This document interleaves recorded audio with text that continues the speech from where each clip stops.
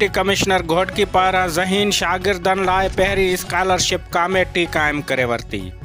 Deputy commissioner Ghotki मंजूर अहमद कंडरानी ज़िले जी तारीख़ में पहिरियों भेरो मुस्तहक़ ऐं ज़हीन शागिर्दनि खे मेरिट ते स्कॉलरशिप ॾियण लाइ पंहिंजी सरबराही में मुमल बरसरी कमेटी क़ाइमु करे छॾी आहे।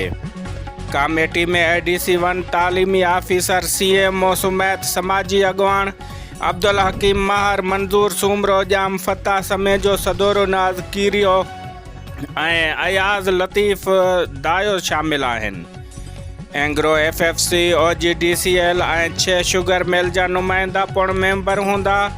कमेटी टेस्ट ऐं इंटरव्यू ज़रिए शागिर्दनि जी चूंड कंदी ऐं हर 3 महीने गॾिजाणी करे अमल दरामद जो जाइज़ो वठंदी। नाज़रीन, डिप्टी कमिश्नर घोटकी पारां ज़हीन शागिर्दनि लाइ पहिरीं स्कॉलरशिप कमेटी क़ाइमु करे छॾी।